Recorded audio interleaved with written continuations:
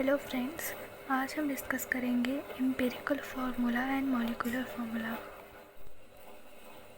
इस कॉन्सेप्ट में बहुत से बच्चों को बहुत प्रॉब्लम आती है, लेकिन आज हम इसको एक एग्जाम्पल के थ्रू डिस्कस करेंगे, जिसके बाद आपको इसमें और कोई भी प्रॉब्लम नहीं आएगी और आप किसी भी एलिमेंट का या कंपाउंड का एम्पिरिकल फार्मूला बहुत आसानी से निकाल पाएंगे। तो लेट्स स्टार्ट। यहाँ पे हमने एक एग्जाम्पल लिया है CHO का। ओके, तो इसमें CHO में कौन कौन से एलिमेंट हैं? C मीन्स कार्बन, H मतलब हाइड्रोजन एंड O मतलब ऑक्सीजन। ओके, हम उसको लिख लेंगे। एंड परसेंटेज कंपोजिशन दिया गया हुआ है 40.6 ऑफ कार्बन, हाइड्रोजन का दिया गया हुआ है 5 और O का दिया गया है 54.4। ये एक जनरल फार्मूला है। ओके सॉरी, ये जनरल एग्जाम्पल है। आपको एलिमेंट और उसके परसेंटेज कंपोजिशन दिए गए होंगे क्वेश्चन में। ये एक जनरल एग्जाम्पल है। Okay let's start. अब हम क्या करेंगे? ओके, तो ये एक जनरल एग्जांपल है। उसमें हमें दिया गया हुआ है कार्बन, हाइड्रोजन एंड ऑक्सीजन। उसके परसेंटेज कंपोजिशन दिए गए हुए हैं 40.6 ऑफ कार्बन, हाइड्रोजन का 5 एंड ऑक्सीजन का 54.4। तो सबसे पहले हम लिखेंगे जितने भी एलिमेंट्स हैं हमारे क्वेश्चन में उसका atomic weight. Okay, this is atomic weight. तो हम जितने भी एलिमेंट्स हैं इसका हम एटॉमिक वेट लिखेंगे। तो कार्बन का एटॉमिक वेट कितना होता है? 12 ग्राम। तो हम लिख देंगे यहाँ पे 12। ओके, हाइड्रोजन का एटॉमिक वेट कितना होता है? 1। तो हम यहाँ पे लिख देंगे 1। ओके, एंड ऑक्सीजन का एटॉमिक वेट कितना होता है? 16। तो हम लिख देंगे यहाँ पे 16। आई होप आपको क्लियर होगा। सबसे पहले हमें एटॉमिक वेट लिखने हैं एलिमेंट्स के, तो हमने एटॉमिक वेट लिख दिए 12, 1 एंड 16। अब उसके बाद जो फिर हम percentage composition divided by atomic wait कर देंगे, यानी कि percentage composition divided by atomic wait. ठीक है, तो let's start. Percentage composition of carbon कितना है? 40.6। 40.6 डिवाइडेड बाय एटॉमिक वेट कितना है? ये दिया गया हुआ है 12 इज इक्वल्स टू, जब हम इसको सॉल्व करेंगे तो हमारा आएगा approx 3.38। Okay, same as hydrogen. Hydrogen का परसेंटेज कंपोजिशन कितना दिया गया हुआ है? 5 divided by atomic weight. Atomic weight कितना है हाइड्रोजन का? 1। तो जब इसको सॉल्व करेंगे तो हमारा आंसर आएगा 5। Same as oxygen. ऑक्सीजन का परसेंटेज कंपोजिशन कितना है? 54.4 एंड इसका एटॉमिक वेट कितना दिया गया हुआ है? 16। ओके, जब हम इसको डिवाइड करेंगे तो हमारा आंसर आएगा 3.4। तो हमने इसका 2 स्टेप कंप्लीट कर लिए। अब हम इसके चलेंगे नेक्स्ट स्टेप में, इसको सिंपलेस्ट रेशियो में कन्वर्ट करेंगे। तो इस स्टेप में हमें क्या करना है? जो वैल्यू आई, यहाँ पे आई हमारी 3.38, यहाँ पे आई 5 और यहाँ पे आई 3.4। तो इसमें जो सबसे छोटी वैल्यू होगी हमको उसी से डिवाइड कर देना है। फॉर एग्ज़ाम्पल नेक्स्ट स्टेप में जो सबसे छोटी वैल्यू होगी उसको हमको उससे डिवाइड कर देना है।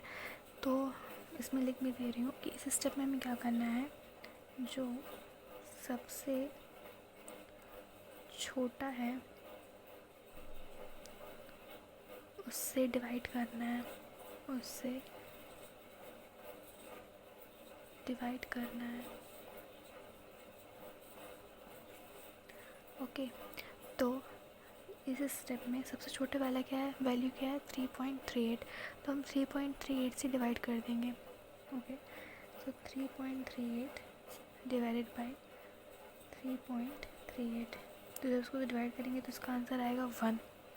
ओके, यहाँ पे आया हमारा 5, तो इसको भी हम 3.38 से डिवाइड कर देंगे। तो 5 डिवाइडेड बाई 3.38। जब हम इसको सॉल्व करेंगे तो हमारा आंसर आएगा 1.5, या इसको हम लिख देंगे 3/2। Okay, same as last one oxygen. जब 3.4 को हम डिवाइड कर देंगे 3.38 से, क्योंकि 3.38 हमारी इन तीनों में सबसे छोटी वैल्यू है। 3.38 जब इसको डिवाइड कर देंगे तो हमारा आंसर आएगा अप्रॉक्स 1, मतलब अप्रॉक्स 1। ओके, अब हमारा यहाँ पे क्वेश्चन ख़त्म हो जाएगा, लेकिन यहाँ पे आप देखेंगे जो 3/2 है ये एक फ्रैक्शनल वैल्यू आई है। ओके, तो हम इसको सिंपल होल नंबर रेशियो में कन्वर्ट करेंगे, और सिंपल होल नंबर रेशियो में कन्वर्ट करने के लिए तो आप जानते हैं जैसे इसमें 3/2 है, तो हमें इसको कैसे भी करके इसका डिनोमिनेटर हटाना है, तो ये होल नंबर में आ जाएगा। तो नॉर्मल सी बात है, जैसे 3/2 में से हमें 2 को हटाना है तो हम इसको इंटू 2 कर देंगे, ठीक है। तो वही स्टेप आपको नेक्स्ट में करना है, और अगर आप यहाँ पे 2 से मल्टीप्लाई करेंगे तो आपको बाकियों में भी 2 से मल्टीप्लाई करना होगा, मतलब इसको सिंपल होल नंबर रेशियो में कन्वर्ट करना है।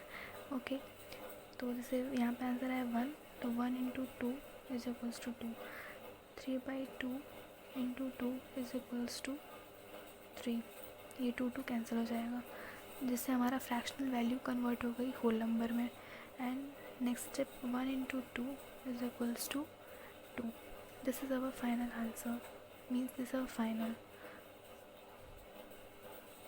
आप सबको समझ में आया कि यहाँ पे हमने 2 से मल्टीप्लाई क्यों किया, क्योंकि यहाँ पे फ्रैक्शनल वैल्यू 3/2 थी, हमें कैसे भी करके इस 2 को हटाना था, हमें इसको होल नंबर में कन्वर्ट करना था, इसलिए हमने 2 से मल्टीप्लाई करा।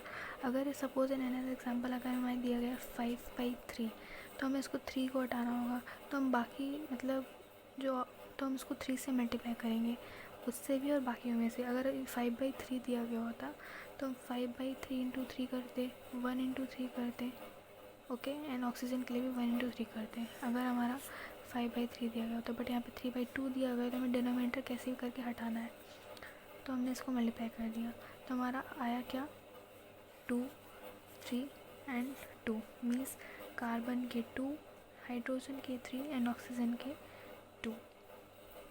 और वही हम फाइनली लिख देंगे, कार्बन के 2, हाइड्रोजन के 3 एंड ऑक्सीजन के 2। This is our empirical formula. Carbon के 2, हाइड्रोजन के 3 एंड ऑक्सीजन के 2, this is our empirical formula. I hope आपको सब कुछ समझ में आया होगा, एंड इसका एक फार्मूला भी होता है, let's discuss that also.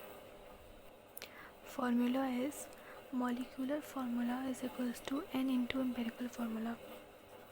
Molecular formula is equals to n into empirical formula.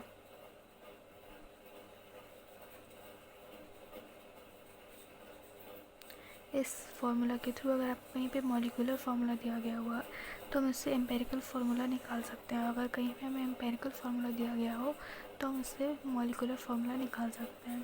So I hope आपको empirical formula and molecular formula का पूरा कॉन्सेप्ट समझ में आया होगा। Thank you.